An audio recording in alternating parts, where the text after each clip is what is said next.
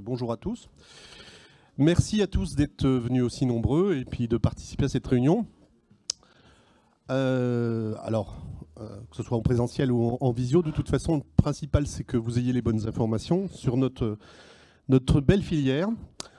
Alors, notre belle filière, on va dire que la présentation qu'on va vous faire, elle va être sous le signe de la régularité et de la sécurité, puisque on a retrouvé, grâce, vous le savez tous, au programme de vaccination qui a débuté il y a 18 mois, de la sérénité.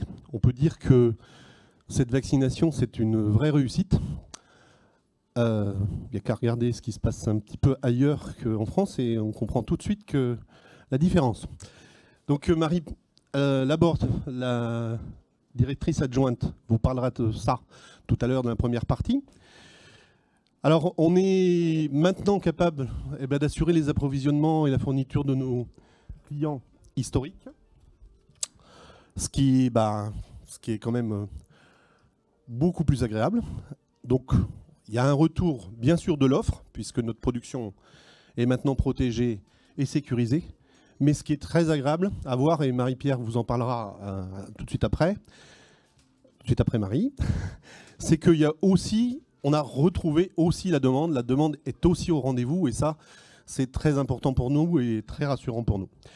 Alors, pour accompagner tout cela, on a prévu sur 2025 un programme de communication très fourni que Perrine essaiera de vous détailler.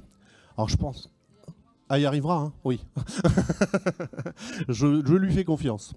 Voilà, donc je vais passer tout de suite la parole à Marie pour la première partie, sachant que entre chaque partie, on prévoira donc une présentation et puis peut-être un petit moment pour échanger sur vos questions. Puis à la fin, on échangera plus globalement.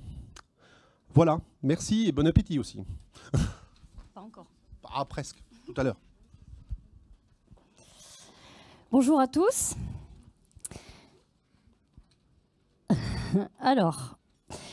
donc moi je vais faire un état à date du retour de la production, de la sérénité qui est vraiment retrouvée pour nos éleveurs, pour nos entreprises, comme l'a dit Fabien tout de suite. Donc au niveau de l'offre, on peut désormais, on est au mois de mars, on peut maintenant avoir des éléments à peu près consolidés sur la production et sur l'offre sur le territoire français. Donc grâce au succès de la vaccination, vous voyez des courbes qui sont assez marquées par les crises influenza aviaire jusqu'à l'année 2022, qui a été l'année la plus dévastatrice pour notre filière, mais qui a touché également l'ensemble des filières avicoles, avec une offre finalement qui est... une production, pardon, puisque c'est les bâtons en bleu, une production qui avait perdu 50% quand même, depuis 2015. Donc c'est vraiment assez colossal pour notre filière. Et une remontée à partir de 2023, donc une remontée progressive. L'année 2023 a également été marquée par l'influenza aviaire. Et enfin, on peut faire le bilan de l'année 2024, qui est une année, l'année du succès de la vaccination, où la filière retrouve une offre sur le marché d'environ 15 000 tonnes, donc ce qui correspond à peu près au retour des volumes de 2020, toujours encore un petit peu inférieur, mais on est sur des volumes qui sont à peu près à la fois cohérents avec la demande, mais aussi cohérents avec notre capacité de production que l'on a aujourd'hui, qui n'est plus la même qu'on avait avant les crises, bien évidemment, avec toutes les évolutions des pratiques d'élevage en lien avec la biosécurité et la perte de quelques producteurs, bien évidemment. Donc le succès de la vaccination permet du coup de confirmer une reprise sereine de la production en France. On retrouve un auto-approvisionnement en foie gras sur la France de 86%, alors qu'on était à 80% en 2023. On était bien sûr plus faible sur l'année 2022. Pour autant, pas forcément d'exportation en hausse, bien sûr, pas forcément d'importation en hausse pendant les crises influenza aviaire, puisque si ça a touché tous les secteurs avicoles en France. Ça a aussi touché énormément de secteurs avicoles dans d'autres pays européens et en particulier les pays qui produisent du foie gras. Donc finalement, voilà, il n'y a pas eu d'augmentation des importations. Et on voit un maintien malgré tout de nos exportations. Donc c'est les petites courbes, les petits bâtons en gris. Un maintien de nos exportations malgré la fermeture persistante de certains marchés à l'export en lien avec la vaccination. De la même manière, 2024, la balance commerciale du foie gras renoue avec le positif. Pour la première fois depuis finalement, j'ai envie de dire depuis que l'interprofession existe, la balance commerciale était négative en 2023. Donc on retrouve des niveaux d'export en hausse, avec plus 87,2 millions d'euros, donc en vert sur le graphique, et des imports qui restent stables en volume, mais surtout qui diminuent énormément en valeur, moins 33%, ce qui fait que la balance commerciale de la filière foie gras atteint un niveau confirmé de 25,4 millions d'euros sur 2024, alors qu'elle était à moins 3,5 en 2023. Alors tout ça, on peut le mettre sur le résultat. C'est le résultat finalement de cette campagne de vaccination contre l'influenza aviaire qui représente une charge pour les filières et on en parlera, mais c'est surtout un bénéfice pour nous, mais aussi pour l'ensemble des filières. En effet, la filière foie gras avec la filière canard de chair, donc l'ensemble des producteurs de canards en France, ont mis en place la vaccination contre la grippe aviaire depuis 18 mois. Donc nous avons déjà vécu 2 hivers, puisqu'on sait que les épisodes de grippe aviaire arrivent plutôt sur l'hiver. On a déjà vécu 2 hivers avec vaccination et le résultat est clairement là. C'était une première mondiale. On l'a déjà dit bien sûr à plusieurs reprises, mais c'est important d'insister là-dessus. C'est une première mondiale. La France est regardée dans le monde entier, puisque c'est la première fois qu'un pays peut vacciner contre la grippe aviaire et continuer à exporter. Et pourquoi on peut le faire? Tout simplement parce qu'on a mis en place un plan de surveillance des animaux vaccinés qui est extrêmement exigeant, qui est commandité par un acte délégué européen, donc c'est extrêmement encadré. Et donc les animaux qui sont vaccinés doivent subir un plan de surveillance, c'est-à-dire des dépistages très très réguliers pendant l'élevage, pour s'assurer tout simplement que la vaccination ne cacherait pas éventuellement un virus qui circulerait à bas bruit. Vacciner les canards en France permet de protéger tous les élevages avicoles, mais permet aussi de prévenir une éventuelle transmission à d'autres espèces.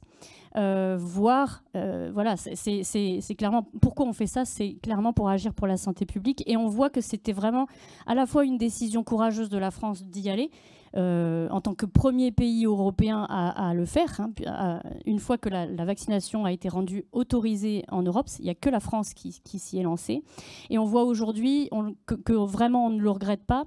Il n'y a qu'à voir ce qui se passe ailleurs en Europe où beaucoup de pays sont encore sous l'eau des foyers d'influenza aviaire. Mais si on va encore plus loin outre-Atlantique, on voit ce qui se passe aux États-Unis avec la transmission du virus à d'autres espèces élevées, comme les bovins, et également quelques cas de transmission à l'homme. Donc on voit vraiment que c'était la bonne décision à prendre et on peut être assez fiers, et nos éleveurs peuvent être fiers d'avoir fait ça. Alors le résultat, il est aujourd'hui à peu près le même que celui qu'on avait l'hiver dernier.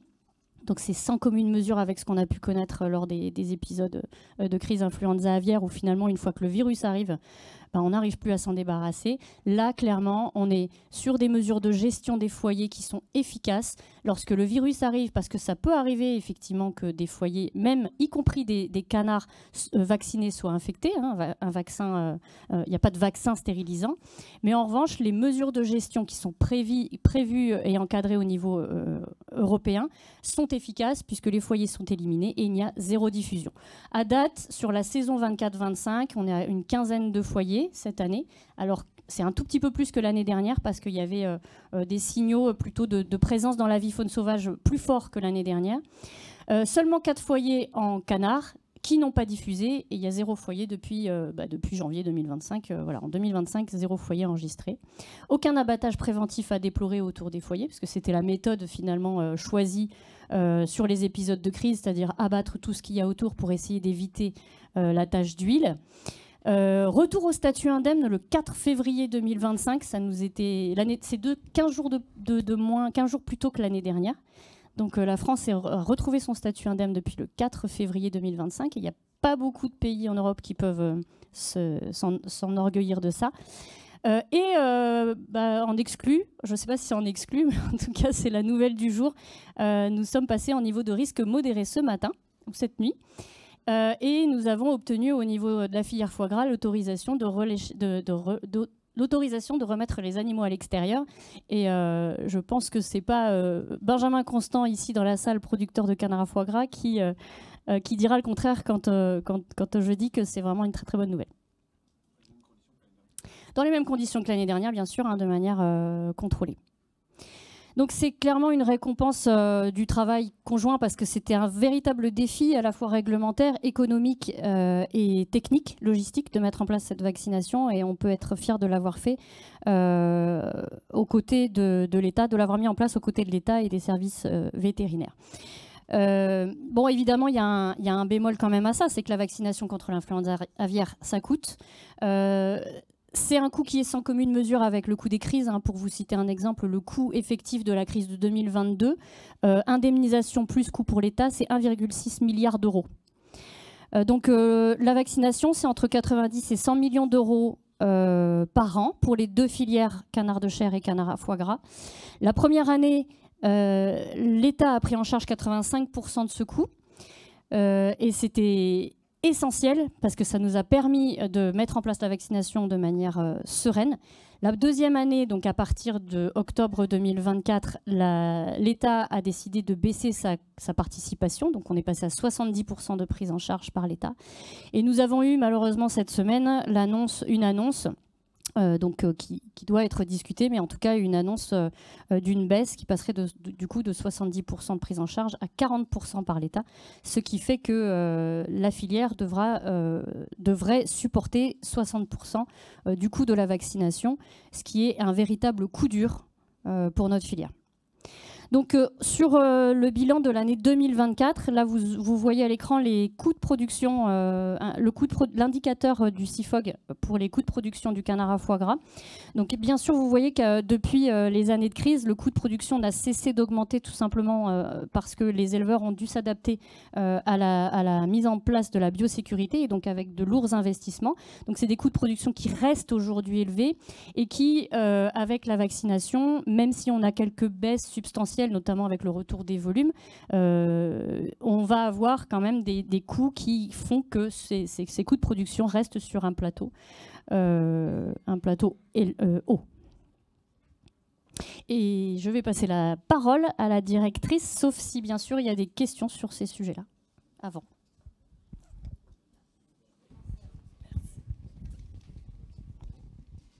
Oui, vous évoquiez au début, ici, vous évoquiez au début la possibilité que la vaccination masque un virus à bas bruit. Comment, vous pouvez juste expliquer comment c'est possible ça ? Alors c'est un petit peu comme le Covid, c'est-à-dire qu'on se vaccine et on est moins susceptible de tomber malade. Pour autant, on peut quand même l'attraper. Les canards, c'est la même chose, c'est-à-dire qu'ils vont être protégés contre les signes cliniques. Donc ils peuvent potentiellement attraper le virus, même s'ils sont beaucoup moins susceptibles grâce à la vaccination. C'est très très efficace aussi pour ça. Malgré tout, ça n'empêche pas complètement. Et donc s'ils attrapent le virus, on peut ne pas le voir puisqu'il n'y a pas du tout de signes cliniques. Voilà. Non, un autre. Non, on reste sur les virus.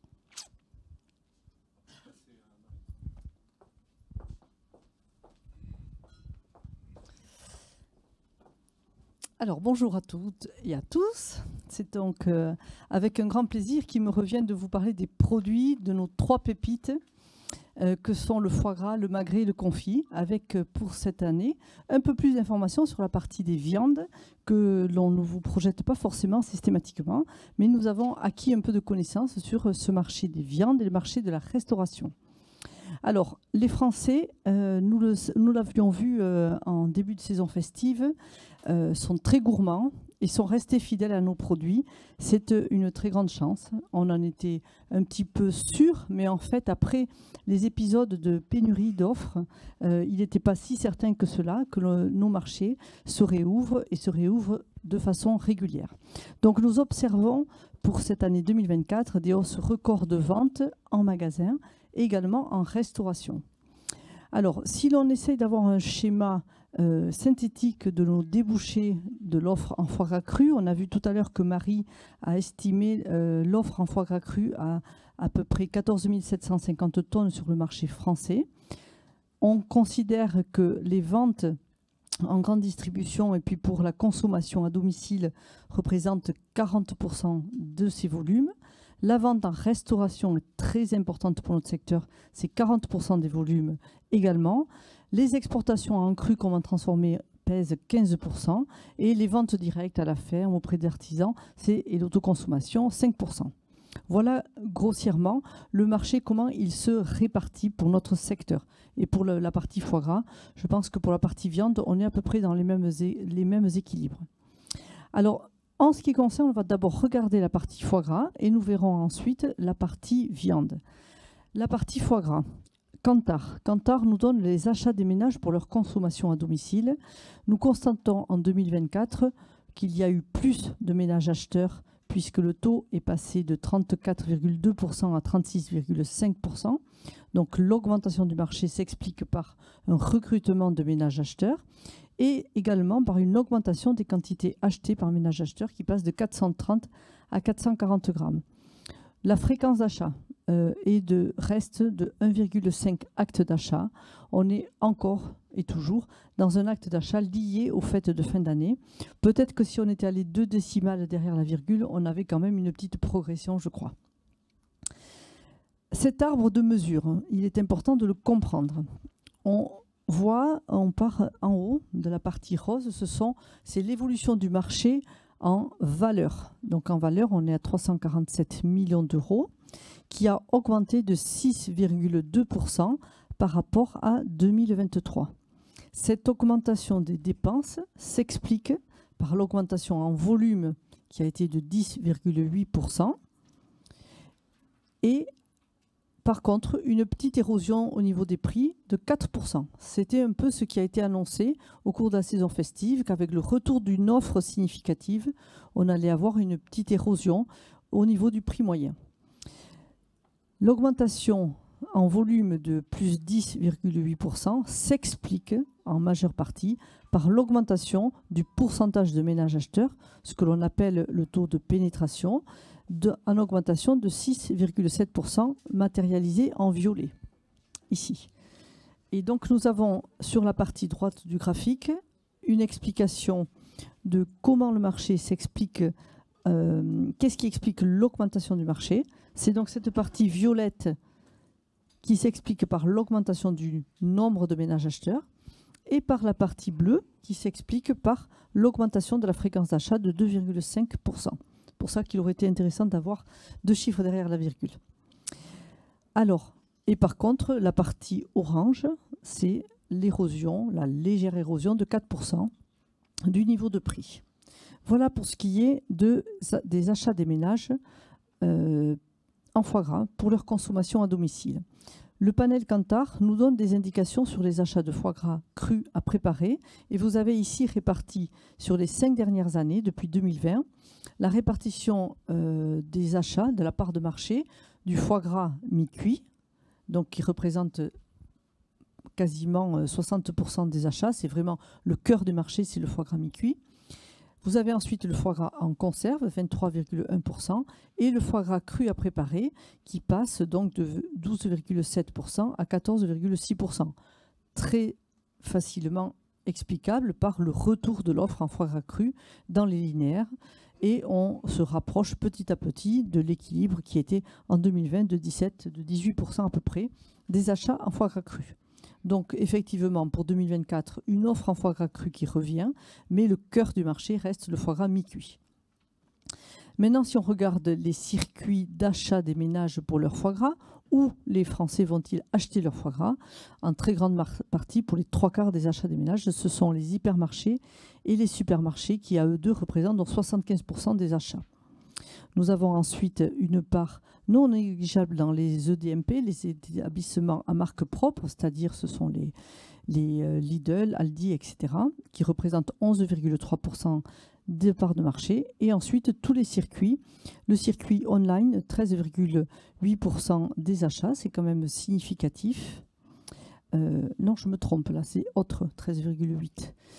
5,3, c'est l'achat online, qui reste encore confidentiel, je pense, par rapport à d'autres produits. Alors, donc, je corrige encore. Merci, Monsieur le Président. La proximité. Les proxys, donc, c'est 5,3 et le online ne représente que 3,6%. Voilà. Nous allons donc maintenant passer sur un autre panel qui suit les ventes de foie gras transformés en hypermarché et en supermarché. C'est le panel Circana. Donc, c'est une lorgnette, vous le voyez, très significative de ce qui se passe au niveau des ménages. Ici, nous avons la représentation de ce qui s'est passé en saison festive et l'évolution du nombre de références. Le total des produits festifs en 2024 a augmenté de 5,8% par rapport à 2023. Ça, c'est les produits festifs moyens. Et vous avez là, en bleu, représenté l'évolution de tous les produits festifs. Et nous arrivons effectivement en tête avec les foie gras mi-cuits, 32,5% d'augmentation du nombre de références en saison festive. Et de la même manière, pour le foie gras en conserve, une augmentation de 15,5%. Donc effectivement, on a un retour de l'offre pour le consommateur dans les linéaires. C'est tant mieux, mais on va voir aussi que le consommateur est fidèle et effectivement a été satisfait de retrouver cette offre. En orange, c'est la référence par rapport à 2019. Ce qui est intéressant de voir aussi, quand on est toujours dans cette comparaison dans les produits festifs, si on prend 100, l'indice moyen qui représente la vente moyenne hebdomadaire d'une référence d'un produit festif, on voit que un foie gras mi-cuit a un indice de 318, donc 3 fois plus de ventes générées par une référence d'un foie gras mi-cuit en comparaison aux autres. On a quand même de très belles performances, que ce soit pour le saumon fumé ou pour le champagne, bien sûr, et même le foie gras en conserve qui a un indice de 117. Donc effectivement, pour un distributeur, mettre dans son rayon une référence de foie gras mi-cuit va lui rapporter par semaine 3 fois plus que la moyenne d'un produit festif. Nous passons maintenant à la répartition des ventes sur l'année pour le foie gras exclusivement, de façon à voir ce qui s'est passé au cours de cette année 2024. Nous l'avions, je pense, dit l'année dernière lors de notre rendez-vous à même époque. La fête de Pâques en 2024 a été, il faut considérer Pâques avec ces deux périodes, mais avait été très positive du fait du décalage de la fête de Pâques d'une année sur l'autre. Nous avions eu une augmentation de 100% sur la période 3, avec un recul de 50% sur la période 4, mais moyennant les deux périodes, on avait une augmentation significative déjà au moment des fêtes de Pâques. S'en est suivi ensuite 2 périodes dans le vert, et nous pensions que les JO allaient apporter vraiment une bouffée d'oxygène également des ventes. Ça n'a pas été vraiment le cas. Par contre, dès le mois, la mi-août, les ventes sont reparties à la hausse pour arriver à une saison festive, notamment la dernière période, à plus 14,8 sur la période de décembre qui se termine au 5 janvier. Donc pour l'année, une augmentation en volume de 10,4% et une augmentation de quasi 5% en valeur. Nous avons ici représenté sur la partie gauche les ventes en volume en indice 100 pour l'année 2019 et sur la partie droite l'évolution en valeur. Il est intéressant de considérer la partie de droite dans un premier temps, l'évolution en valeur qui nous donne un indice à 153 pour l'année 2024, c'est-à-dire une année record où effectivement le marché du foie gras continue à se valoriser. Tandis que les volumes sont toujours en progression et nous sommes à des volumes qui sont supérieurs à l'année 2022 sur les ventes en rayon.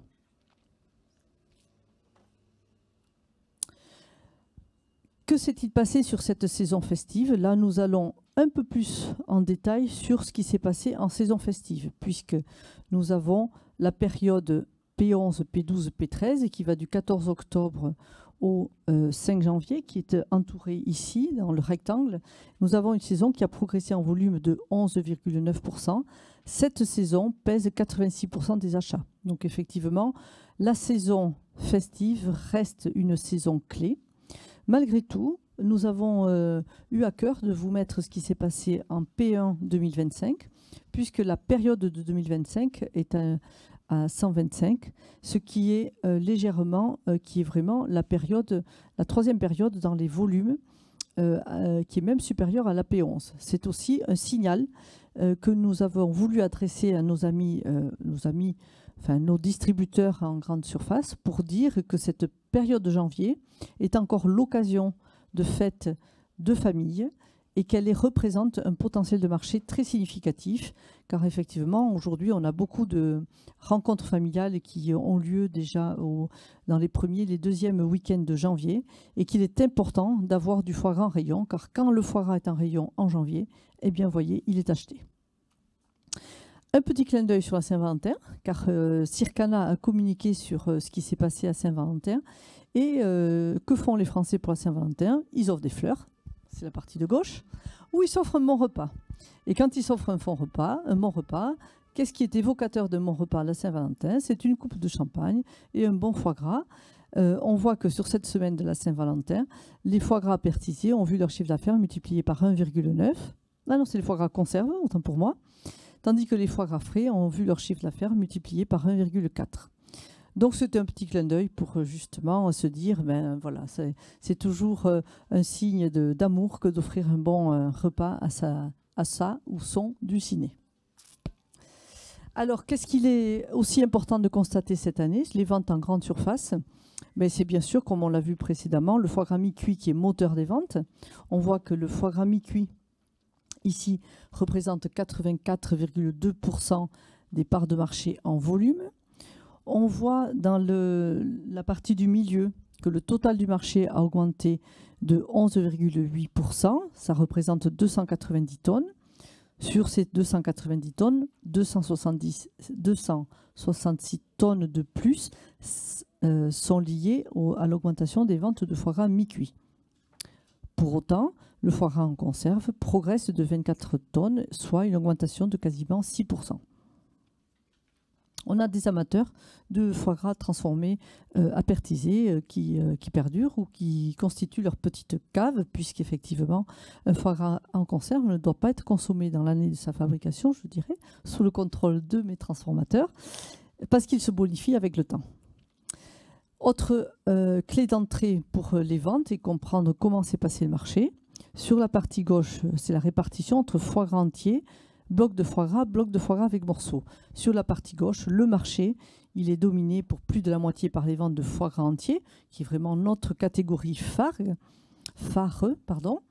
Et nous avons ensuite, pour 29,5% des ventes, la part du bloc 100 morceaux, je crois bien. Le code couleur. Non, c'est le bloc sans morceaux. Et 19,1% le bloc avec morceaux. Quand on regarde les 290 tonnes, comment elles ont été réparties, c'est cette année l'augmentation des blocs sans morceaux de plus 28,9% qui explique la majeure partie de l'augmentation de l'offre. C'est normal, c'est une catégorie qui avait été un petit peu pénalisée quand il y avait des arbitrages dans les fabrications et qui aujourd'hui, on l'avait annoncé, c'est une catégorie qui est un petit peu plus accessible pour tous les budgets et qui est revenue dans les linéaires et donc connaît là aussi son plein succès avec quasiment plus 30% des ventes. Le foie gras entier progresse de 6,6% et le bloc avec morceaux de 12%. Alors, il me revient aussi cette partie extrêmement agréable, puisque vous savez que nous conduisons tous les ans, à début décembre, un baromètre pour apprécier la perception de nos produits auprès des consommateurs et connaître un petit peu leurs intentions d'achat. Et effectivement, nous sommes face à une stabilité, même une amélioration de l'image de nos produits. Ce baromètre, il est réalisé à partir d'une enquête qui se déroule du 27 novembre au 4 décembre auprès d'un échantillon représentatif de 1000 Français de plus de 18 ans. Que nous dit ce baromètre? Nous avons interrogé les Français sur leur perception du foie gras et nous verrons dans un second temps sur le magret et le confit. Alors, de la façon régulière, constante, 89% des Français, début décembre, annoncent qu'ils vont consommer du foie gras ou qu'ils consomment du foie gras. Pour 24% d'entre eux, plus de 3 fois par an et 42%, 2 à 3 fois par an. Donc on est sur une stabilité exemplaire. Nous en sommes satisfaits et d'ailleurs très contents. Les Français confirment leur envie de foie gras en toutes circonstances. 83% l'associent malgré tout à des moments de fête. On ne consomme pas du foie gras tout seul dans sa chambre, bien que ça puisse exister dans sa chambre d'hôtel, mais c'est vraiment un produit qui est synonyme de fête, de plaisir, de partage avec les proches, dans un contexte qui n'est pas toujours des plus joyeux. Le foie gras arrive en tête des incontournables des repas de fête de fin d'année. 73% des foie gras le placent en tête du podium, avec des attributs qui sont tout à fait ceux d'un mets de fête traditionnel pour 93%, 91% pour le festif, 91% un produit haut de gamme et surtout 90% à partager. Le foie gras, c'est un mets qui inspire confiance pour 91% de ses qualités gustatives, 86% sa sécurité sanitaire, sa traçabilité pour 87% et 83% pour son mode de production. Vous savez, vous qui êtes avertis, que le cycle de production amène nos palmipèdes en extérieur pour 90% de la vie de leur vie et que la phase d'engraissement ne représente que 10%. Mais ce point est totalement méconnu parce que seul 9%, ça veut dire que la durée d'engraissement représente 10% du temps d'élevage de l'animal.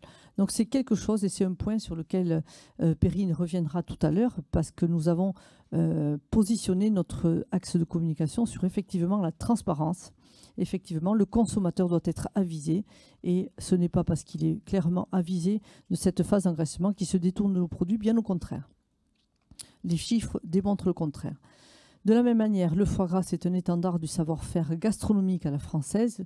Pour 86% des Français considèrent qu'il participe au rayonnement de la culture gastronomique en France, française à l'étranger, avec 92% qui s'accordent à bien vérifier que, comme le dit le Code rural, le foie gras fait partie du patrimoine culturel et gastronomique français. Et c'est à 87% un produit made in France qu'il faut soutenir car il correspond à un savoir-faire traditionnel pour 85% d'entre eux. Alors, l'indication de l'origine France est très importante pour nous. Nous avons nos petits logos foie gras de France. On verra qu'on a magret de France et confit de France également qui sont déclinés. C'est quelque chose d'important car c'est un critère d'achat pour les consommateurs et c'est aussi un élément rassurant pour 89% d'entre eux. L'origine, comment dans notre filière est indiquée l'origine? Je pense qu'il est important de toujours et encore rappeler ce petit graphique parce que la profession a voulu apporter cet éclairage pour le consommateur. Il y a bien sûr l'indication géographique protégée canard à foie gras du Sud-Ouest qui est un signe de qualité européen reconnu depuis les années 2000, juin, je crois, 2000, et qui garantit la qualité de savoir-faire traditionnel de la production dans le Sud-Ouest, avec notamment un contrôle par un organisme tiers du cycle de production et de transformation. Il est décliné en 6 sous-appellations, foie gras des Landes, foie gras Gers, foie gras du Quercy, du Périgord, et je crois qu'il en manque une ou deux, me semble-t-il, Gascogne et Chalosse. Et il peut être couplé à une démarche de qualité label rouge qui est encore plus traditionnelle, le foie gras de ma grand-mère, comme j'ai l'habitude de dire. Donc, vous dire que ces appellations sont le gage et la garantie d'un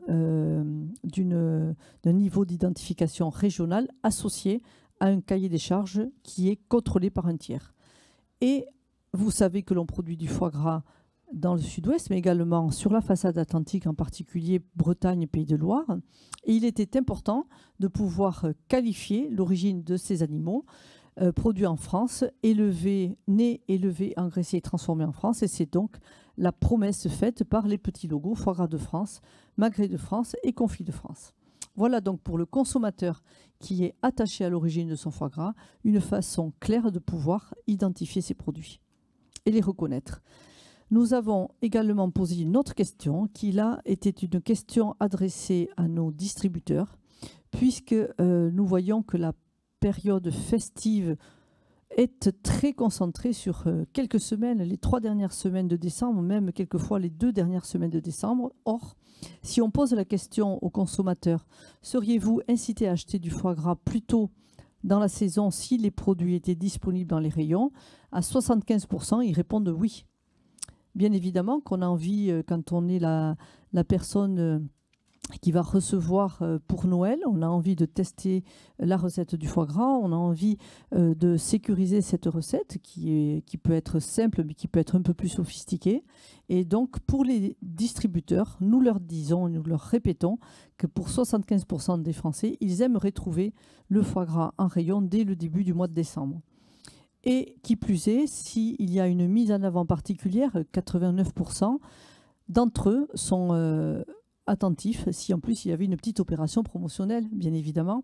On sait que c'est cette astuce de mise en avant permet donc de déclencher un acte d'achat qui est très impliquant pour notre produit haut de gamme, difficile à choisir, etc. Et donc il est important d'avoir une petite mise en avant qui est une opération et un outil de promotion. Voilà, c'était donc pour la partie foie gras. Et on va rentrer beaucoup plus rapidement sur la partie viande. Vous savez que nous avons 2 pépites que les autres n'ont pas. C'est le magret de canard et le confit de canard. Le magret de canard, c'est bien sûr la partie qui est le muscle pectoral issu d'un canard qui a produit un foie gras, qui est une viande avec un goût unique et que l'on ne sait pas égaler par ailleurs. Et c'est une viande qui plaît à beaucoup d'égards. Le même graphique que l'on a vu tout à l'heure pour connaître les achats des ménages, donc un arbre de mesure qui vous permet d'apprécier très rapidement l'évolution des ventes en 2024. On a sur la partie droite un petit récapitulatif. En 2024, nous avons dépassé les 10 000 tonnes de magrets achetés par les ménages, soit une progression de 108% en volume. Nous allons comprendre comment cette progression en volume s'explique. Surtout le fait qu'il y a eu une petite érosion sur les prix du fait du retour de l'offre, bien évidemment, mais surtout donc une augmentation des volumes qui s'explique en grande partie par une augmentation de la fréquence d'achat, plus 18,6%, et également l'augmentation du pourcentage de ménages acheteurs qui a augmenté de 56,7%. Voilà, donc la majeure partie s'explique par l'augmentation des ménages acheteurs, qui sont revenus et qui ont retrouvé le magret dans les linéaires et donc l'achètent, une fréquence d'achat 18% et le nombre d'actes la quantité achetée par acte d'achat qui augmente de 11,4%. Donc les Français, ravis de retrouver le magret dans les linéaires, bien évidemment. Le magret, c'est une viande au goût unique qui a tout pour plaire, pour 84%, le même baromètre qui a été décliné pour le magret. Des très très belles performances. On a vraiment la chance d'avoir de belles pépites gastronomiques dans notre secteur, avec plus de 8 Français sur 10 qui consomment du magret et 61% d'entre eux en consomment plus de 2 fois par an. Pour la plupart d'entre eux, 90%, c'est une viande de qualité qui est goûteuse et savoureuse pour 89% d'entre eux. Gourmandise et nutrition sont associés à ce produit. 88% c'est du plaisir, 82% de belles qualités nutritionnelles, notamment une teneur en fer très, très intéressante pour celles et ceux qui ont besoin d'être renforcés en fer. Et l'origine de multiples recettes qui peuvent être déclinées autant que l'imagination peut s'y prêter avec tous les produits de saison, notamment 81% de multiples recettes. Le magret, c'est la fête. Le magret, c'est une viande qui est festive pour 83% des Français et qui peut se consommer toute l'année, maintenant que l'offre est revenue de façon très régulière et sécurisée. De la même manière, c'est le goût de la tradition française, puisque associé à notre filière de production, pour 85% d'entre eux, viande typiquement française et qui est associée au savoir-faire traditionnel de notre secteur. Le logo magret de France, de la même manière, rassure le consommateur et il est décliné, comme il était pour le foie gras, en magret de France avec la même image. Le confit Et là, donc, le confit, c'est l'autre produit vedette de notre filière qui se réinvente avec, en particulier, comme on le voit à l'image, des effilochés qui sont proposés de plus en plus par les restaurateurs, car c'est une façon nouvelle de le présenter. Vous avez ici, pour la première fois, présenté l'évolution des ventes par les entreprises de... Non, pardon, je recommence. Ce sont les achats des ménages. C'est Kantar, les achats des ménages pour leur consommation à domicile. La partie de gauche, on voit que les ventes en 2024, ici en vert, ont augmenté de 36% par rapport à 2023. Et la part du confit en épicerie, c'est-à-dire en conserve, c'est à peu près les 2/3 des volumes, quand le confit frais vendu sous vide en linéaire représente à peu près l'autre tiers des volumes.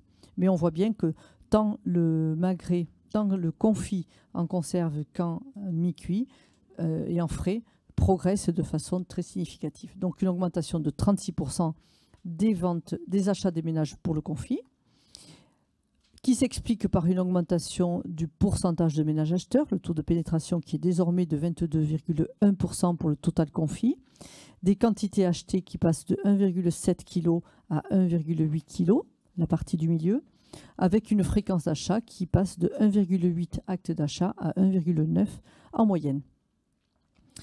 Donc, de la même manière, l'image du confit, quelle est-elle ? On était très intéressés cette année à vérifier cela. La fréquence de consommation annoncée, plus de 7 Français sur 10 déclarent consommer du confit, pour 14% plus de 3 fois par an et 27% de 2 à 3 fois par an. Donc c'est plutôt stable dans le baromètre ainsi qui démarre sur ce produit-là. C'est un produit qui se consomme majoritairement en période d'hiver pour 50% des volumes, mais on voit bien qu'en saison, on peut l'associer de la même manière que le magret à d'autres produits de saison, en particulier à l'automne avec les champignons, voilà, les cèpes et tout ça, voilà. Donc, de très belles façons d'associer le confit. Et j'aime à dire qu'en été, ce n'est pas parce que c'est un produit qui a sa petite peau croustillante d'une saveur exceptionnelle que ça ne va pas très très bien sur les salades d'été. Voilà, c'est absolument intéressant à essayer. De la même manière, le confit, c'est un produit qui est lié à la culture gastronomique française, 86%, qui se démarque pour 88% des Français, qui est quand même facile à préparer et à conserver. Et au restaurant, qu'en est-il? Donc, juste quelques informations sur... et c'est un peu nouveau, je crois que c'est la première fois que nous le présentons, les ventes de nos entreprises au restaurant. C'est un indicateur que nous avons voulu mettre en place pour effectivement suivre le redémarrage de nos produits dans les cartes des restaurants. On a observé qu'en 2024, les ventes de foie gras ont été remises dans les cartes de restaurants puisque les ventes de nos entreprises au restaurant ont augmenté de 39% pour le foie gras, 68% pour le magret et 63% pour le confit. Rapidement, voir ici les évolutions depuis 2015 des ventes de foie gras à la restauration, avec en marron plus foncé les ventes de foie gras cru et en orange, enfin c'est pas trop orange mais un peu plus clair, le foie gras frais. C'est le mi-cuit, c'est pas le cru. Le transformé, non, c'est le cru, je pense. La majeure partie c'est du foie gras cru qui est vendu à la restauration. En restauration, c'est le cru. Mais... Voilà. Voilà. Donc, au total, foie gras cru plus transformé, on dépasse on est quasiment à 2500 tonnes. Et donc, un très beau retour de nos produits dans les cartes de restaurant, dont on sait qu'il est beaucoup plus facile de supprimer un produit dans les cartes de restaurant que de le y remettre. Et c'est beaucoup d'énergie des forces commerciales de nos entreprises pour retrouver les niveaux qui sont à peu près revenus à un niveau légèrement supérieur à 2021. Mais on est encore loin de ce qui se passait dans les années 2019, par exemple. De la même manière, les ventes de viande. Alors, qu'est-ce que ça vous apparaît? Donc, plutôt en Bordeaux, les viandes de magret. Les cuisses fraîches à confire en bleu. et en ocre donc les ventes de confits qui, de la même manière et dans les mêmes proportions, évoluent très favorablement en 2024. Voilà, donc ce que nous voulons dire, c'est que le foie gras, le magret et le confit sont vraiment 3 pépites, 3 atouts à la carte des chefs, puisque les Français, dans le baromètre que nous conduisons, disent attendre le foie gras pour 88% dans les restaurants pour les fêtes de fin d'année, mais surtout 63% tout au long de l'année, en particulier dans les régions touristiques. Et pour ce qui est du magret, c'est 54% des Français qui jugent le magret absolument indispensable dans les restaurants et 43% pour ce qui est du confit. Alors voilà, avec toutes ces informations. Très rapidement des questions, parce que sinon on va manger à 4 heures. On peut peut-être servir d'entrée. Oui, et puis après, de toute façon, il y aura une période de questions pour les questions. Juste un point pour raccrocher à ce que vient de dire Marie, on aura certainement aussi un chantier sur l'origine en restauration du foie gras. Tout à fait. Voilà, dont on n'a pas parlé, mais... Puisque vous savez que sur les viandes, donc la loi d'orientation agricole a donc décidé de l'obligation de l'indication de l'origine de toutes les viandes, dont les viandes de volaille, dont le magret, dont le confit. Malheureusement, le foie gras n'est pas ciblé dans le règlement en question, car il est considéré dans la réglementation européenne comme classifié dans les abats et non pas dans les viandes. Donc c'est un sujet avec lequel nous essayons d'obtenir gain de cause. Malheureusement, on n'est pas encore assez convaincant. Car pour nous, le foie gras n'est pas un abat. Le foie gras, c'est le patrimoine culturel et gastronomique protégé en France, tel que c'est inscrit dans le code rural. Et c'est sur cette base-là que le législateur doit s'appuyer pour effectivement, il est légitime qu'un touriste qui vient en France connaisse effectivement, il pense consommer du foie gras français, et ce n'est pas toujours le cas. Voilà. Et on sera déterminé sur le sujet. Donc je vous propose qu'on passe la parole à Perrine et puis qu'on massifie les questions après, peut-être. À moins qu'il y ait quelque chose qui soit...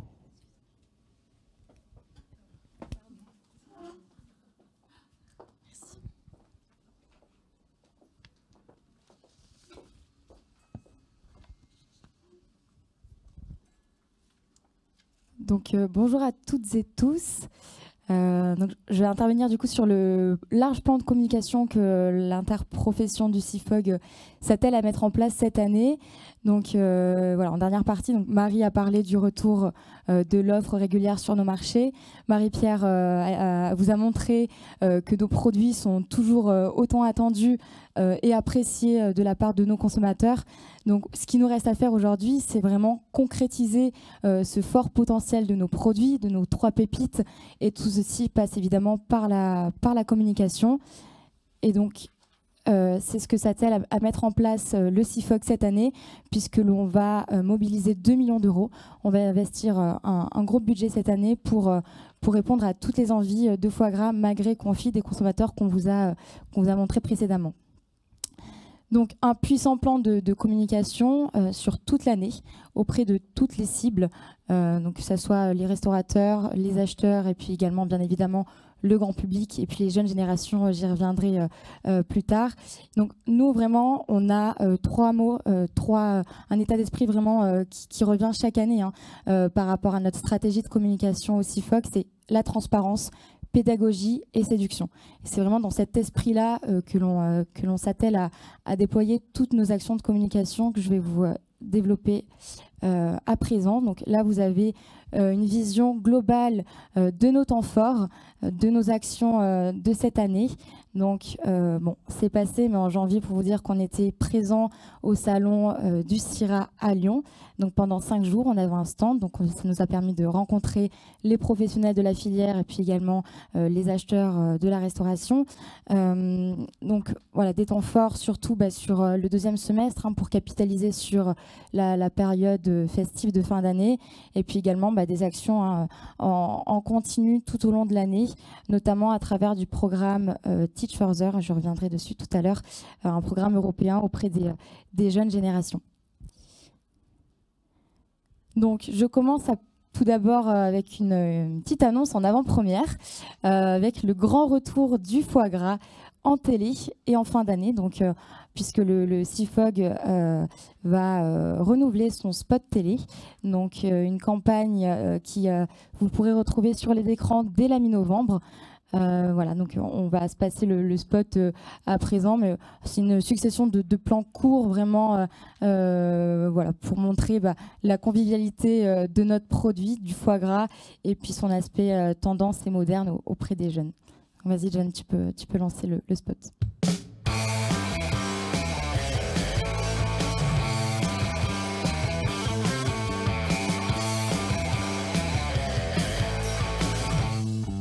Le foie gras exceptionnel à chaque fois. Voilà, donc avec une signature assez emblématique. Et donc, c'est pas un spot aujourd'hui qu'on vous dévoile, mais bien 2 spots télé, puisque à la même période, donc l'IGP Canard à foie gras du Sud-Ouest va également renouveler sa campagne à la même période. Donc, une campagne télé, digitale et puis même radio. Donc, voilà, vraiment pour renforcer encore une fois cette présence à l'esprit de notre produit et ce en amont des fêtes. On peut lancer le spot. Le canard du Sud-Ouest, élevé façon terroir du matin jusqu'au soir, avec passion, de génération en génération. Dans la générosité et la tradition. En famille, en plein air, dans nos champs. Notre savoir-faire traverse les âges, traverse le temps. Salé, poivré, on aime son goût et sa qualité. Le foie gras du Sud-Ouest, pour des fêtes pleines de saveurs, est préparé et cuisiné comme nulle part ailleurs. Donc voilà, vraiment deux jolis spots avec le spot de l'IGP Canard à foie gras du Sud-Ouest qui souligne l'authenticité de notre produit et ce côté terroir. Donc toujours en télé, on va renouveler nos partenariats avec des émissions phares que vous connaissez tous. L'émission Petit plan d'équilibre avec Laurent Mariotte sur la Une. Et puis nouveauté cette année où on sera également présent, nos produits seront présents en cuisine avec l'émission C'est à vous. Donc encore une fois, l'idée c'est de présenter des recettes, donner envie aux consommateurs. Donc des recettes originales à chaque fois mais qui restent accessibles à tous. Donc là, je passe plus à l'aspect transparence de notre stratégie où donc on avance en septembre et on va renouveler notre opération qui marche très bien chaque année, notre opération des journées du patrimoine. Donc là où les producteurs vont ouvrir leurs portes, ouvrir leurs exploitations au grand public. Donc cette opération sera positionnée le 19 et 20 septembre, donc un week-end, où en amont de ce week-end, donc le vendredi, on accueille les scolaires parce que c'est également important de faire de la pédagogie dès le plus jeune âge, où cette année en nouveauté on va avoir l'association du chef Olivier Chaput qui va proposer des idées recettes et puis voilà, éduquer les jeunes au goût et au goût de nos 3 produits. Donc une opération, on l'a vu vraiment, on a à cœur de transmettre toutes ces clés de connaissances auprès du grand public. On a malheureusement une filière qui encore est méconnue du grand public, qui gagne à être mieux connue. Donc vraiment, c'est l'occasion pour le public, pour le grand public de venir visiter nos exploitations.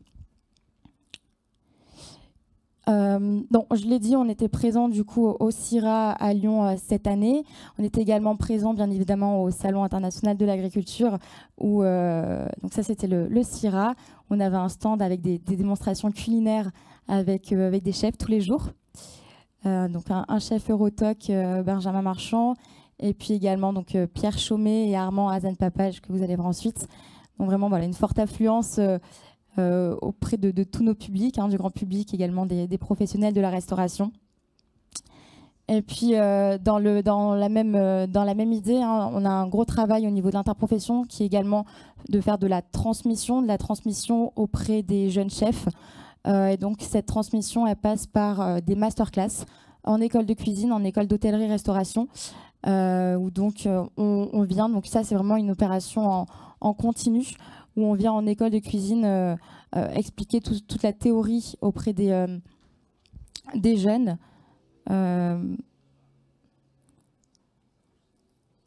Voilà. Donc là, je vous avais des petites photos. Du coup, donc c'était l'année dernière avec Virginie Basselot, donc chef du Negresco à Nice, qui nous a proposé une recette phare avec du foie gras. Et donc voilà, c'est un exemple de masterclass. Donc vraiment, c'est une action en continu toute l'année où on va même avoir 2 masterclass chez Ferrandi dès le mois de mai qui sont déjà planifiés.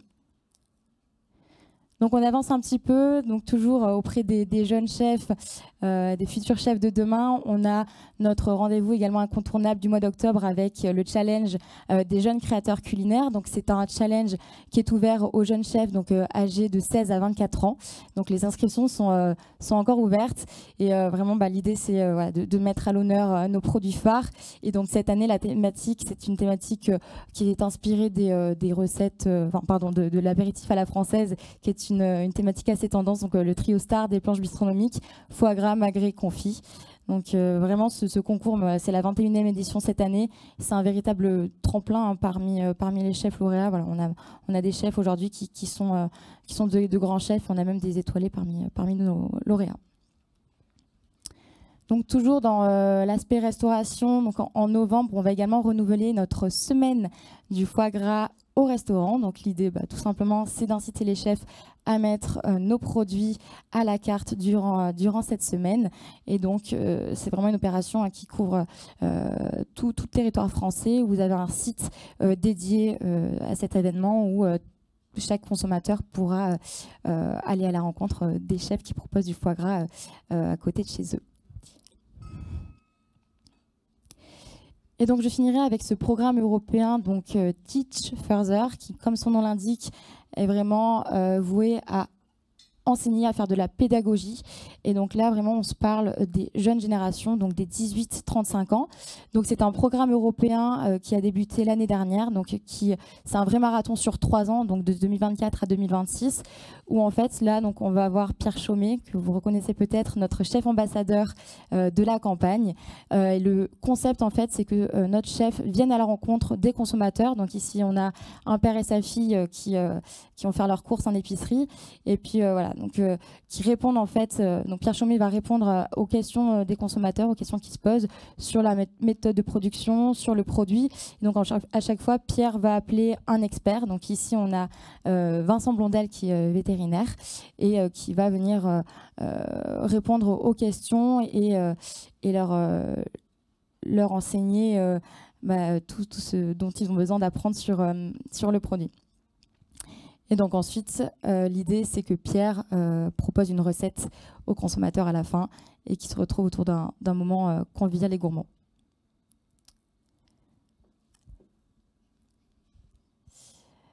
Donc chaque année, on fait 2 vidéos sur ce même modèle et ces vidéos sont valorisées via un large plan média également en fin d'année, donc du 15 octobre au 20 décembre en général, et également déclinées en format court. Donc vous pouvez retrouver les 2 épisodes de l'année dernière sur nos réseaux sociaux et sur notre chaîne YouTube.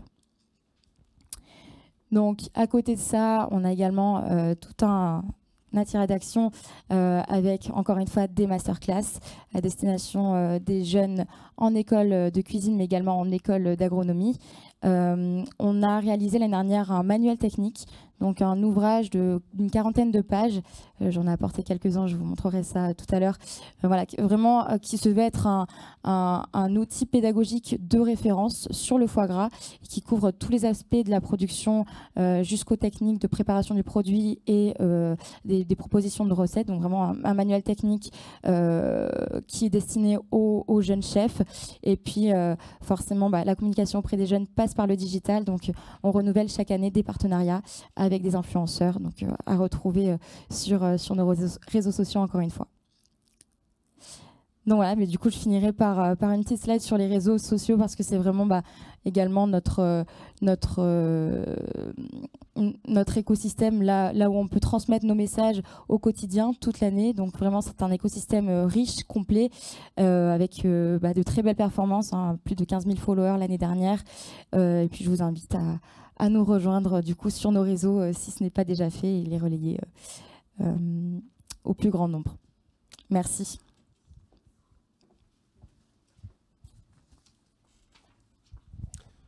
Alors, merci. Alors, merci aux équipes du CIFOG d'avoir donné autant de chiffres. J'espère que vous n'êtes pas abasourdi par tous les indicateurs qu'on vous avait donnés. Vous avez vu, c'est les drôles de dames du foie gras. Bon, je les appelle comme ça maintenant. Donc, bon, je ne vais pas revenir sur tous les indicateurs. Vous avez vu qu'ils étaient quand même très, très positifs. J'insiste sur l'effort de communication que l'on fait. 2 millions d'euros, c'est pas rien. Avec, vous avez vu, des rendez-vous, une trame, une frise que vous avez vue tout à l'heure qui se déroule jusqu'à la fin de l'année où on va pouvoir parler de nos produits et bien, assurer ce retour gagnant de nos produits. Alors, je vais essayer de résumer très rapidement parce qu'on a déjà dit beaucoup de choses. Un retour confirmé, ça, vous l'avez vu. Une confiance réaffirmée. Retour confirmé, confiance réaffirmée. Mais vigilance, parce que vous avez vu que le marché français, nos consommateurs étaient fidèles au rendez-vous. On a des marchés à l'international à regagner. Et puis, bien sûr, vigilance par rapport... il y a déjà eu des questions avant que débute la conférence de presse sur l'augmentation potentielle de nos charges liées à la vaccination. Vous avez vu les annonces de la semaine dernière d'un désengagement assez brutal et important de l'État. Alors, je tiens à dire que c'est complètement incompréhensible parce que c'est une vraie réussite, cette vaccination, qu'on protège toutes les filières avicoles françaises, même européennes peut-être, si ça se généralisait, et au-delà de ça, peut-être même d'autres filières animales. Donc c'est incompréhensible, et ce désengagement, à ce moment-là, en plus, il est contre-productif. Parce qu'avec le même dispositif, on risque d'avoir moins d'engagement, moins d'acceptabilité, et donc moins d'efficacité. Ça, je tenais à vous le repréciser. C'est une petite note un peu plus sérieuse, moins optimiste, mais c'est notre challenge là, pour les mois qui viennent, d'essayer de faire comprendre qu'on a encore besoin de soutien, et en tout cas que nos petites filières, parce que j'associe la filière du canard maigre, hein, qui est aussi obligée de vacciner, bah, protège toutes les autres. Voilà, je pense qu'on peut aller vers alors, le déjeuner, parce que je pense que les gens ont faim, et les questions, s'il y en a. Et on va se mettre à plusieurs pour répondre, hein, vous inquiétez pas. Hein. Sachant qu'il y a des représentants de la filière, des professionnels à toutes les tables, je pense.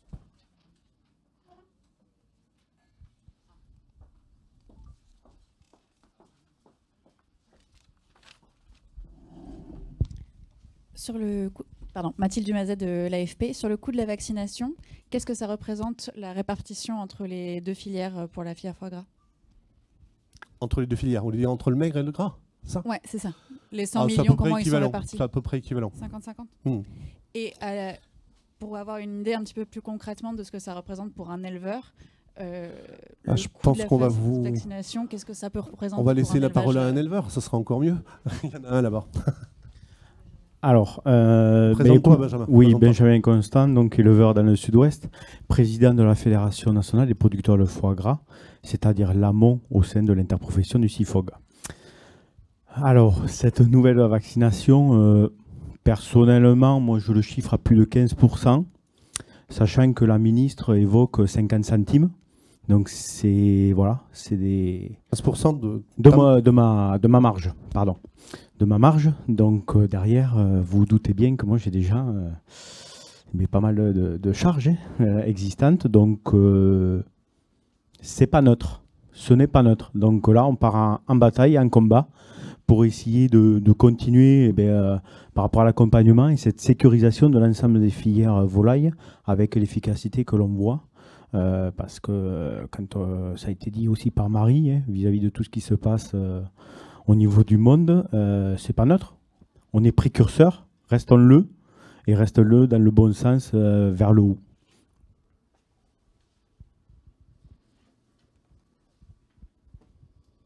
Répond à votre question.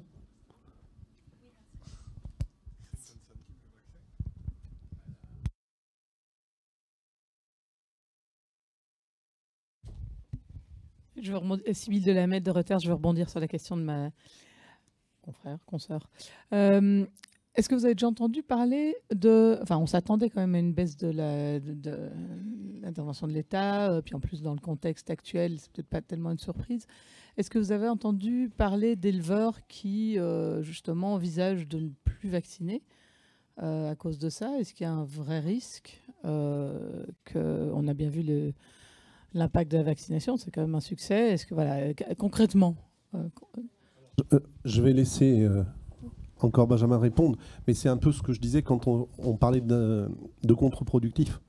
Parce que s'il y a un désengagement de la base, même si 80% des gens font bien leur travail, s'il y a un désengagement d'une partie, ça veut dire que ça ne sert à rien. Parce qu'il faut que tout le monde vaccine pour que ce soit efficace. Et c'est vrai que, bon, je laisse Benjamin vous répondre, mais c'est ça ce que j'appelle être contre-productif. Parce que si vraiment ça ne suit pas, il faut vraiment que ça soit accepté, les mesures, pas brutales. Ouais, pour la continuité, c'est l'histoire de la brutalité. Nous sommes toujours sous un champ expérimental. Donc ça aussi, il ne faut pas oublier l'histoire. La France a été précurseur. On est le seul pays à le faire et à vouloir exporter. Et c'est quand même une première. On voit les effets bénéfiques. Nous, en tant que professionnels, humainement, on voit les effets bénéfiques. Mais à la fin du mois et de l'année, ce qui nous nourrit, c'est de l'économie. Il faut aussi être parfaitement conscient. Alors, il y a le collectif, parce que nous sommes agriculteurs, nous travaillons avec d'autres collègues, hein, nous côtoyons des voisins, nous faisons les efforts dans le collectif. Néanmoins, l'État français, c'est une assurance. Enfin, là, on est vraiment dans une assurance vis-à-vis de l'influenza aviaire. Il ne faut pas non plus... il faut se cacher les yeux par rapport à ce qui se passe ailleurs dans le monde. Donc, on a un peu de mal vis-à-vis de cette brutalité et ce manque de discussion et d'échelonnement. Parce que là-dedans, nous, notre filière en étant précurseur, on ne sait pas si dans quelques années, qu'est-ce qui pourra se passer pour les autres filières. Hein. Ne nous voilons pas la face. Donc nous, l'économie n'est pas neutre pour nos exploitations. On est respectueux de l'État, des règles de l'État. Je fais partie de la FNSEA, je ne fais pas partie d'autres syndicats, mais à un moment donné, respectons-nous. C'est aussi ça. Et vraiment, c'est une assurance pour nos exploitations et ce n'est pas neutre économiquement. Et on est fiers d'être là aujourd'hui, de travailler, d'avoir un produit d'excellence dans les assiettes et d'être en bonne harmonie aussi avec l'ensemble de nos collègues de la filière volaille qui bénéficient aussi de l'effort que nous faisons. J'ajouterais que la prévention coûte toujours moins cher. Madame, la prévention coûte toujours moins cher. Il vaut mieux investir dans la prévention. Et donc, quelque part, vacciner les canards, ça protège toutes les filières agricoles. Si on le regarde comme ça, je pense que, en effet, on doit pouvoir trouver des marges budgétaires. Parce que ça permet de faire des économies au final. Et n'oublions pas, je suis Emmanuel Chardat, président de la FIAC Foie Gras, donc les conserveurs, la partie aval de l'interprofession.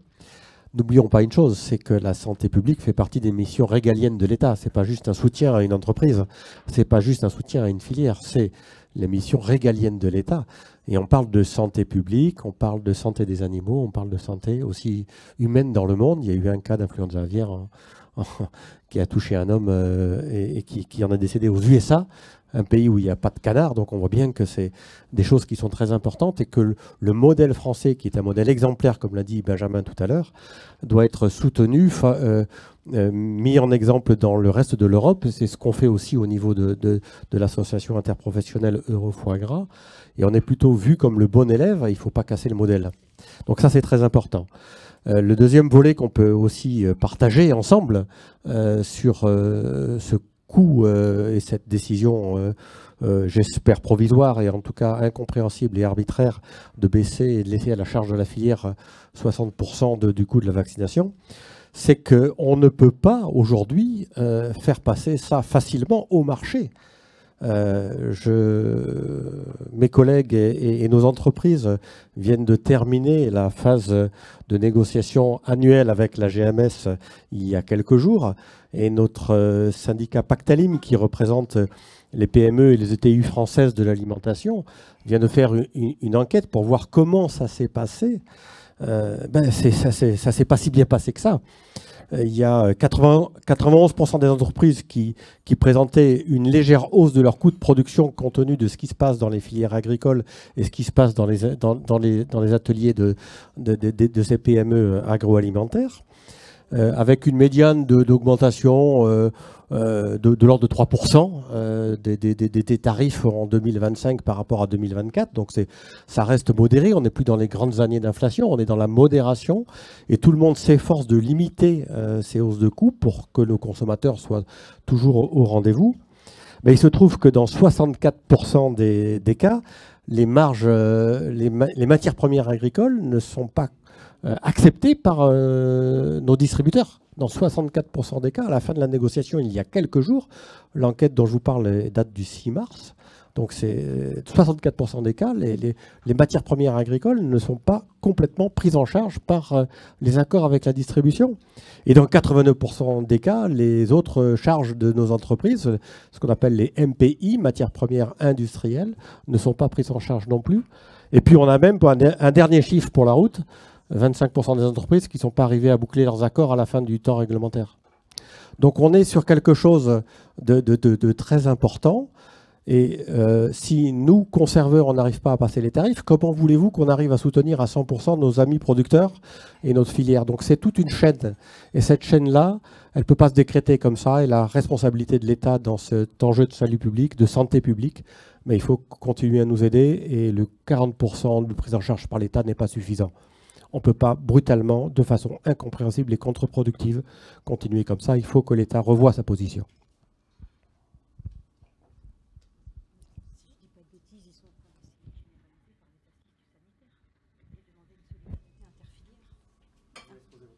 Non, ce n'est pas une question, c'est une remarque, j'espère que je ne dis pas de bêtises, c'est que j'ai l'impression, suite à un conseil d'administration inapport hier, que l'État, par le biais des assises du sanitaire, est en train de se désengager de plus en plus financièrement parlant et d'essayer de mettre en avant une solidarité interfilière, c'est-à-dire que sous le prétexte qu'effectivement de vacciner ou autre une espèce animale, on protège potentiellement une autre espèce animale.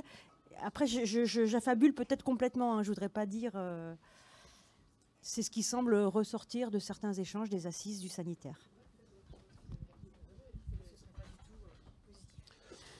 En tout cas, l'État doit prendre des décisions cohérentes et pas commencer à nous dire à nous, vous allez payer plus, avant de trouver d'autres solutions. L'ensemble doit être fait de façon concertée, concomitante et structurée, cohérente. Voilà. Alors que grâce à cette vaccination, on protège toutes les autres filières et qu'on a des résultats. Parce qu'en plus, c'est efficace. Et ça coûte beaucoup moins cher. Donc, si on raisonne budgétairement, il faut vraiment continuer. Effectivement, pour compléter, il faudrait qu'il y ait les distributeurs qui soient associés à ces assises sanitaires. Et sauf erreur de ma part, je ne crois pas qu'ils soient vraiment bien associés à la démarche. Vous pouvez payer pour la volaille pour les ruminants, enfin... Mais peut-être que je dis n'importe quoi, hein, mais c'est un petit peu la crainte qui se profile. On est très en amont de ce que sera le final de ces assises sanitaires. Oui, c'est trop tôt encore. On nous parle de contrats de filière, de contrats sanitaires de filière, en partant de feuilles blanches quasiment. Ouais. Donc c'est à créer, à constituer. Certainement qu'il y a une responsabilité. Nous avons tous une responsabilité par rapport à la santé animale, par rapport également, c'est One Health, hein, la santé humaine. Mais aujourd'hui, on est très en amont et je ne sais pas comment la feuille finale sera, à mon sens. Et je rajoute un dernier point. Vous savez qu'il y a encore des pays, notamment le Japon, qui n'acceptent pas encore les produits vaccinés. Et ça fait partie de ce qu'on appelle la diplomatie sanitaire. Et ça, on a besoin de l'État aussi dans ses relations avec les autres pays pour porter les arguments sur la qualité de notre travail de vaccination.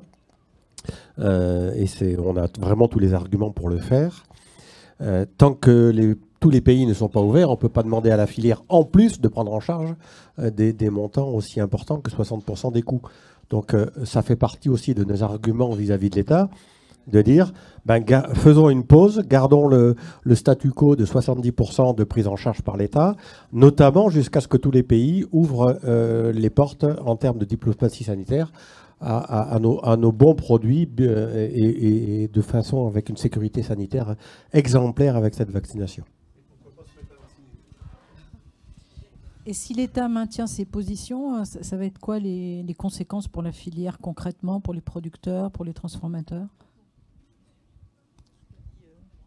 Benjamin vous a répondu tout à l'heure. Déjà, on va partir au combat. Syndicalement, ça va se passer comme ça. Ça ne va pas rester sous silence. Et ensuite, on est certes une filière qui est construite avec l'amont, avec beaucoup de monde au sein de l'interprofession qui permet de discuter. Mais non, il y a d'abord, on va retravailler avec le cabinet, le ministre, redialoguer, parce que ça a été évoqué. On a on est quand même chagriné de ne pas avoir eu des discussions en amont comme cela peut se faire. Donc voilà, il faut se remettre autour de la table et avancer parce que là, c'est l'enjeu des collectifs. Et nous, économiquement, c'est pas neutre. Après, bien sûr, il y aura un consommateur au bout, mais on l'a eu les années précédentes. Pour les personnes qui sont en circuit court, c'est pas neutre de rajouter quelques euros dans tous les cas sur les produits. Il faut savoir certes l'expliquer, mais là, aujourd'hui, on ne sait pas trop où on va et on souhaite vraiment continuer cet accompagnement parce que cette assurance-là, vraiment, je le répète, elle est pour tout le monde. Et nous aussi, professionnels, on a d'autres charges qui évoluent à côté, je tiens à le rappeler déjà, autre que la vaccination. Mais on va d'abord partir au combat sur le terrain. Ce que vient d'exprimer Benjamin, j'ai eu l'occasion très dernièrement de l'exprimer à la ministre directement. En disant qu'en effet, il y avait un problème de méthode, qu'on avait besoin de savoir où on allait. Donc, c'est très bien d'annoncer, d'anticiper les choses, parce qu'on a subi aussi quelquefois des annonces de dernière minute qui n'étaient pas faciles à assumer. Mais là, il va falloir rentrer dans une phase de discussion, parce que sinon, encore une fois, il y aura un problème d'acceptabilité et d'efficacité. Donc, il n'y a pas d'autre solution. Ou alors, on va perdre tout l'acquis de la vaccination.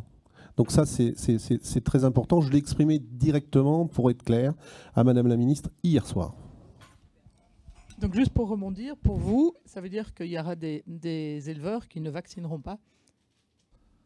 Non mais... Non, mais c'est juste pour pousser on va pas pousser à la désobéissance. C'est une obligation, la vaccination. C'est un risque, je veux dire. Voilà. Mais évidemment que ça peut être un risque de démobilisation, alors qu'on a la chance d'avoir deux filières qui sont, alors certes avec l'aide de l'État, certes avec l'aide des services de l'État, certes avec l'aide des vétérinaires, mais si le terrain ne suit pas, ça ne marche pas. Ça ne marche pas. Et s'il n'y a qu'une petite partie même du terrain qui ne suit pas, on met en péril l'ensemble du dispositif. Donc il ne faut pas prendre ce risque. Je crois que le monde de la filière canard gras a bien compris l'importance et l'intérêt de la vaccination. Donc je pense que le risque qu'on ne vaccine pas reste quand même très faible. Et ce n'est pas du tout ce qu'on va, comme le disait Fabien, ce n'est pas du tout ce qu'on va recommander, bien au contraire. Par contre, ça va attiser la colère agricole dans un contexte d'attente sociétale du monde agricole où on dit écoutez-nous, comprenez-nous et comprenez ce qui se passe au niveau des filières. Et alors qu'on est dans la filière foie gras, une filière exemplaire avec des contrats où on soutient les producteurs, on prend en charge les coûts de production et ainsi de suite. Donc un modèle qui est extrêmement vertueux. Et c'est aussi ce modèle-là qu'il ne faut pas casser et pas attiser la colère pour après céder face à des mouvements de colère. Voilà, c'est plutôt ça, moi je pense qu'il faut prendre en compte au niveau du gouvernement. Une bonne mesure, c'est une mesure comprise pour qu'elle soit bien appliquée. Et là, c'est incompréhensible. Donc il faut rectifier.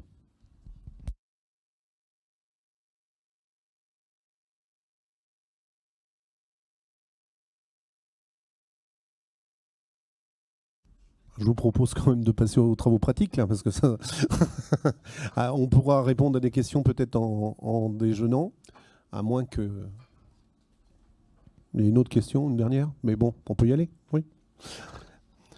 Merci à tous en tout cas et bon appétit.